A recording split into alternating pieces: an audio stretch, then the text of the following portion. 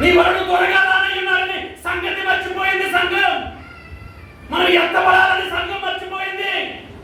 మనం లోకస్తులతో కలిసి కాపురము చేయకూడదు అనే సంగతి మర్చిపోయింది సంఘం. మన లోక సంబంధులకు కాదు అనే సంగతి మర్చిపోయింది సంఘం. లోకంలో మీకు శ్రమ కలుగుతుంది అనే సంగతి మర్చిపోయింది సంఘం. ఏం చేశాడు ఇశ్రాయేలుకి? నిర్గమకాండము 2వ అధ్యాయం 23వ వచనం.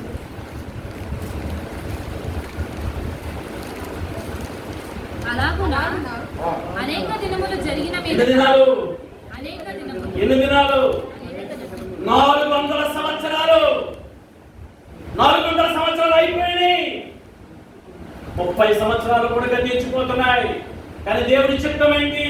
4వ తరం తిరిగి రావాలి అని దేవుని చిత్తమైతే వీరు మర్చిపోయారు ఆ వాగ్దానాన్ని. తమ స్వదేశాన్ని మర్చిపోయారు, తమ ప్రవృత్తిని మర్చిపోయారు, తన స్వభావాన్ని మర్చిపోయారు. ఐగుప్తీయులతో ఏకమైపోయి వారి అలవాట్లు, వారి చేష్టలు అన్ని నేర్చుకున్నారు అక్కడ. జరిగిన మీదట ఐగుప్తు రాజు చనిపోయాను. ఇశ్రాయేలీయులు తాము చేయుచున్న వెట్టి పనులను బట్టి వెట్టి ఎక్కడ వచ్చిందిరా? 400 సంవత్సరాలు కంఫర్ట్ గానే ఉన్నారు కదా.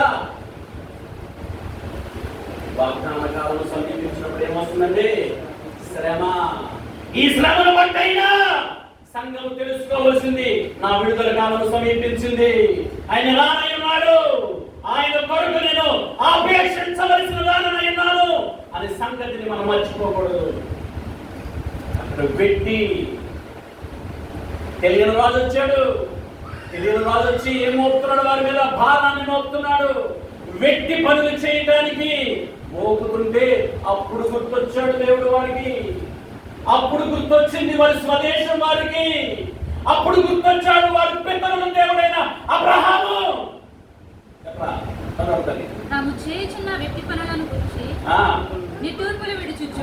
ఎప్పుడు నిట్టూర్పులు విడిచారమ్మా? ఎప్పుడు విడుదల కాలము సమీపించినప్పుడు సంఘం నిట్టూర్పులు విడవలసిన వారమై ఉన్నాము. చేతులు వైన తట్టు తెత్తవలసిన వారం ఉన్నాము. ఎందుకంటే సంఘమును ప్రేమించి తన స్వరక్తం ఇచ్చి సంపాదించిన వాడు నీకు నాకు ఉన్నాడు.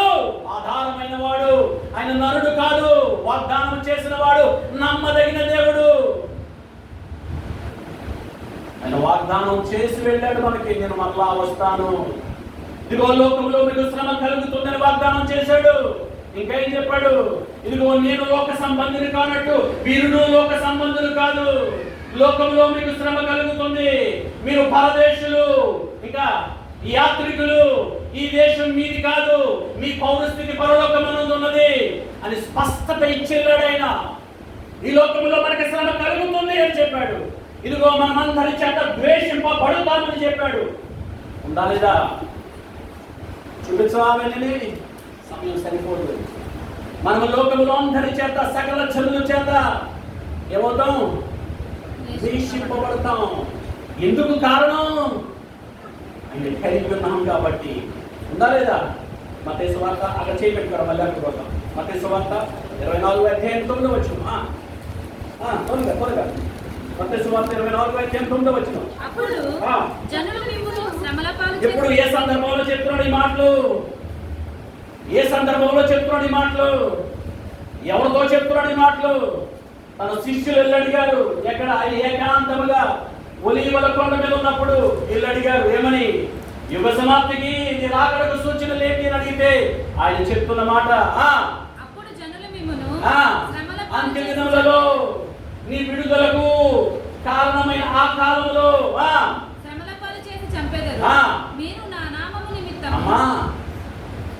అమ్మా ఎందుకు ద్వేషింపబడుతున్నావు? ఆయన నామాన్ని కలిగి ఉన్నాం కాబట్టి, ఆయన పేరు పెట్టబడ్డాం కాబట్టి. ద్వేషింపబడటానికి కారణం ఉంది, హింసింపబడటానికి కారణం ఉంది. ఆయన అనుమతించాడు. ఇది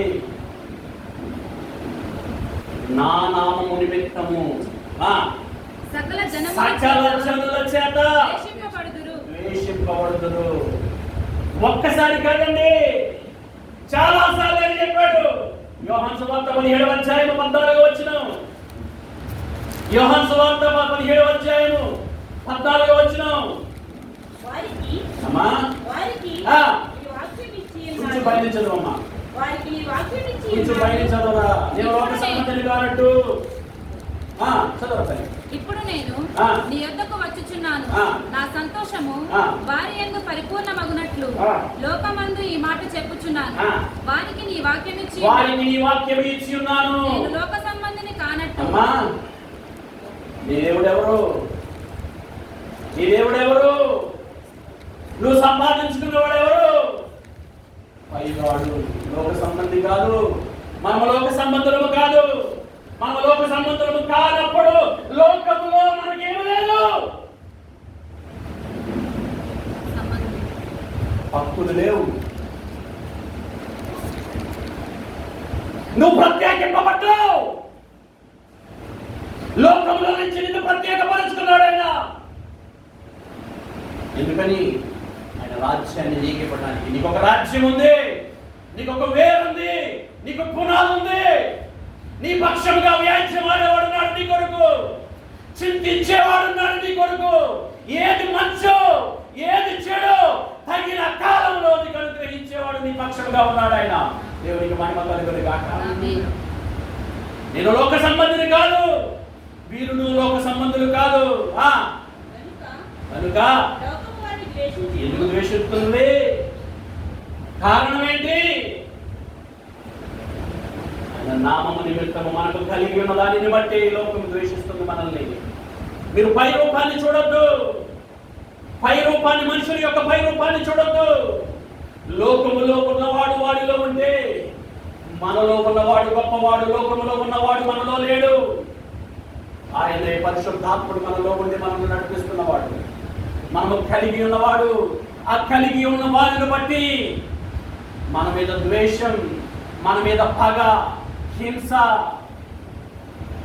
భయపెట్టడానికి ట్రై చేస్తున్నారు. దేవుడే మనల్ని ఆశీర్వదించినప్పుడు ఎవడు ఈ ఆశీర్వాదములకు వ్యతిరేకంగా నిలవగలడు? మనకు వేరుంది. నిట్టూర్పులు విడుచుచు ఏం చేస్తారమ్మా కాలంలో?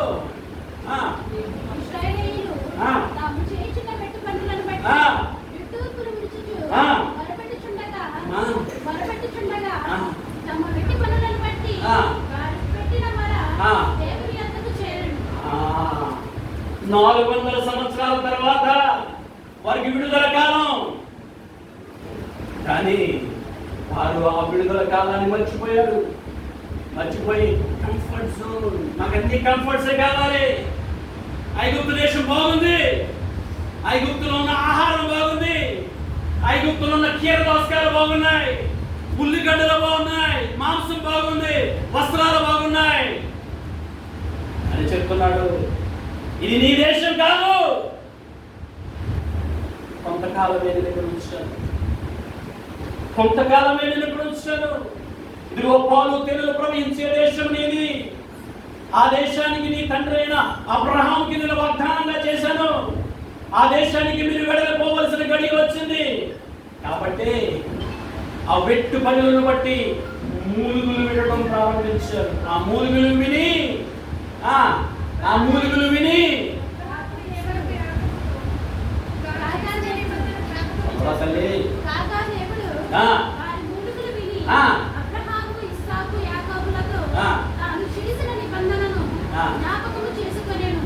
మూలుగులు విడవకపోతే జ్ఞాపకం చేసుకోడాయన.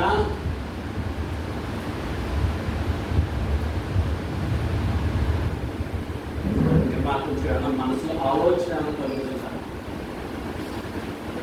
దాని మీద ఏమో దృష్టించగలుగుతున్నారా? ఏ సందర్భంలో దేవుడు మహిమ పరుచుకుంటాడు?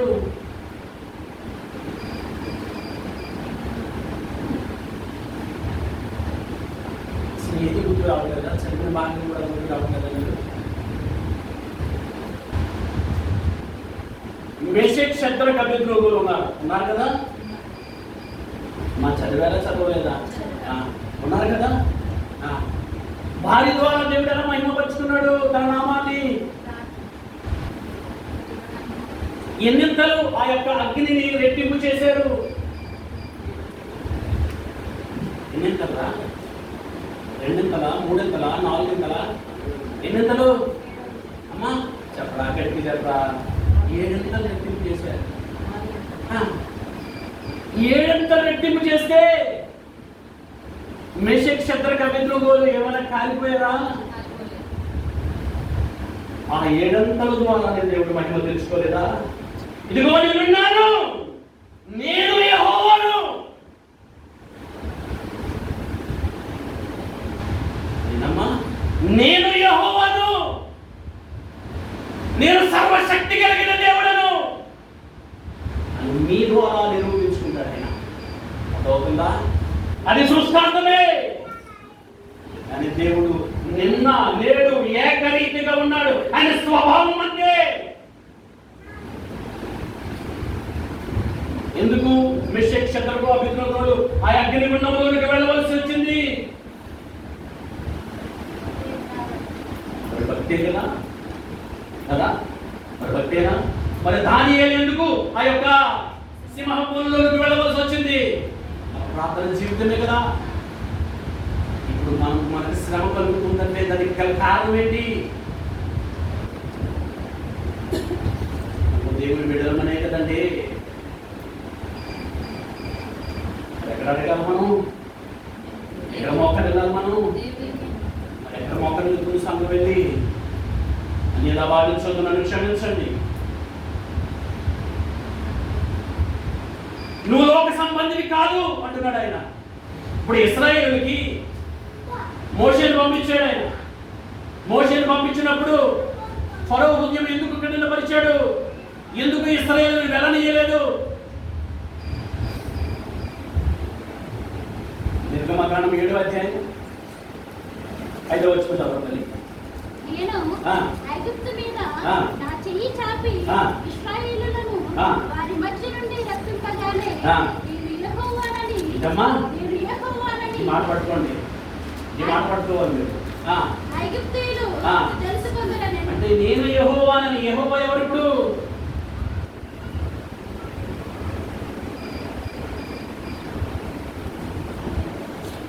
కదా, తన ప్రభావాన్ని చూపించుకోవడానికే కదా, తన శక్తిని కనుపరుచుకోవడానికే కదా, తన మహిమను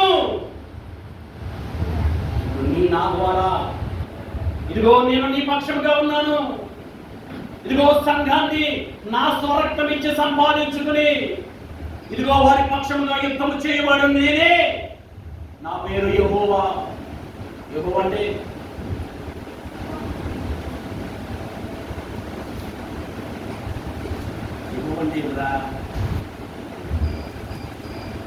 అది కన్నకి వెళ్ళాలి, అబ్రహాం దగ్గరికి వెళ్ళాలి.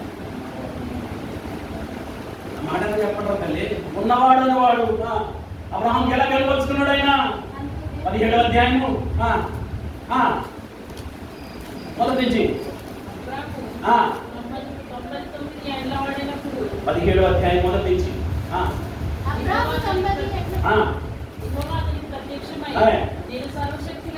ఎవరు ఏమంటారు? ఇప్పుడు నేను యెహోవానని ఎప్పుడు తెలుసుకుంటారు?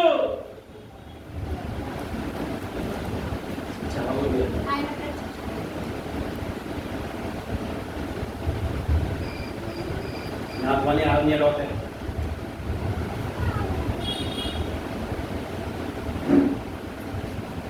ఎవ్వరూ మనకు సహాయం చేయనప్పుడు, ఎక్కడ మార్గం కనబడినప్పుడు, ఆయన మన పక్షంగా నిలబడినప్పుడు ఏమవుతుంది? లోకం చూసి పక్షంగా దేవుడు ఉన్నాడు, నిరుపక్షంగా సైన్యముల గెలుపు యెహోవా పోరాడుతున్నాడు అని లోకం చూస్తుందయ్యా. ఇక 18వ అధ్యాయంలో కూడా ఉండాలి మాట్లాడలేమమ్మా. నాకు అసాధ్యమైనది ఏదైనా ఉందా? అంటే ఎవరు కూడా సర్వశక్తి కలిగిన వాడు, ఆయనకి అసాధ్యమైనది లేదు. ఇప్పుడు ఫరో తన ప్రజలను వెళ్ళనీయకపోయినా ఇదిగో తన బాహువు చేత తన ప్రజలను బయటికి రప్పించగలిగిన సామర్థ్యం ఆయనకు ఉన్నది. ఈ రోజు సంఘము దేని కొరకైతే ఉవ్విళ్ళు ఊగుతుందో, ఏది కావాలని ఆశపడుతుందో అది దేవుడే నీకు అనుగ్రహించడానికి సిద్ధంగా ఉన్నాడు తప్ప లోకము ఎదుటికి చెవిటోడు దగ్గరికి వెళ్ళి సంఘము ఓదవలసిన పని లేదు. ఇదిగో లోకము మీకు వ్యతిరేకముగా ఉన్నది, లోకములో మీకు శ్రమ కలగబోతుంది, లోకము మీరు లోక సంబంధులు కాదని వాక్యము స్పష్టంగా చెప్తున్నప్పుడు మనం జీవాధిపతి గల దేవుని ఎదుట మనం సాష్టాంగపడి ఆయన ఎదుట అంగలార్చవలసిన వారము, రోదన చేయవలసిన వారము.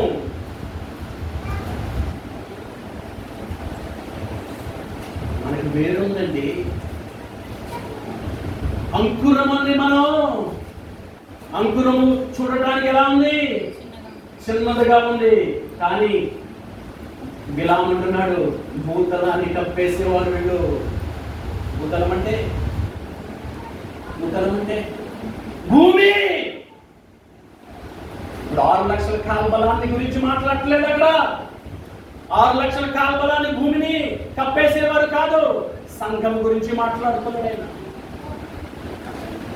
ఇంకా అనేక ప్రవచనాలు ఉన్నాయి. ఒక ప్రవచనం చూపిస్తాను చూడండి. యెషయా 27వ అధ్యాయం 16వ వచనం.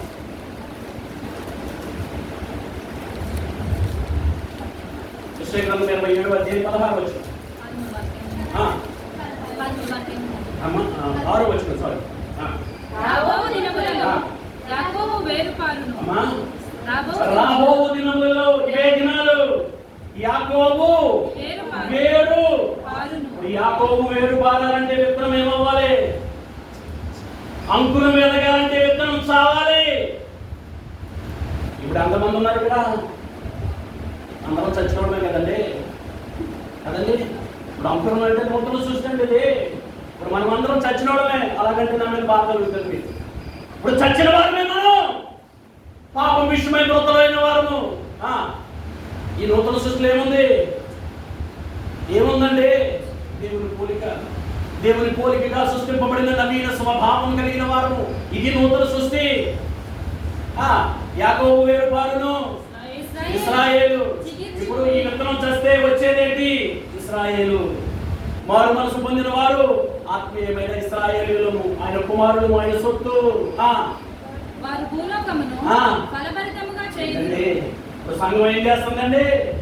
హక్కుల కొరకు పోరాడుతుంది. ఫలభరితముగా చేయవలసిన సంఘం, లోకమునకు ఉప్పుగా ఉండవలసిన సంఘం, లోకమునకు వెలుగుగా ఉండవలసిన సంఘం, లోకమునకు మాదిరిగా ఉండవలసిన సంఘం ఎలా ఉంది?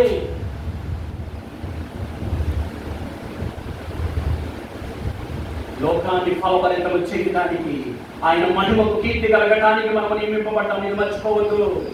మనకు వేరుంది. ఈ వేరున్నంత కాలం మనం సజీవులమే. మనం ఎవరు ఏమీ చేయలేడు. భూతలాన్ని కప్పి ఆయన మహిమకు కీర్తి కలగడానికి, అనేకులకు ఆయన నామాన్ని గణపరచడానికి, ఆయనను మహిమపరచడానికి, ఆయనను ప్రచురపరచడానికి, ఆయన గుణాతిశయంలో ప్రచురపరచడానికి, మన యందు ఆయనను బయలుపరచడానికి మనం నియమింపబడ్డామని సంగతి మనం మర్చిపోవద్దు. సంఘం ఒకనొక దినాన్ని కొనుక్కోవడానికి ఆయనతో తీసుకుపోవడానికి ఆయన రానేన్నాడు. మనం ఇక్కడ వారు కాదు, మన పౌర స్థితి పరలోకం ఉన్నదని సత్యాన్ని మనం గుర్తుపెట్టుకోండి. ఇదిగో మనం ఎక్కడి నుంచి ఎక్కడ ఉన్నాం? ఇప్పుడు ఇదిగో మనం ప్రధానం చేయబడి ఇదిగో పెళ్లికి సిద్ధపడుతున్న కన్యకలుగా ఉన్నారు మనం. ఇదిగో అనేక మంది కన్యకలు ఉన్నారు.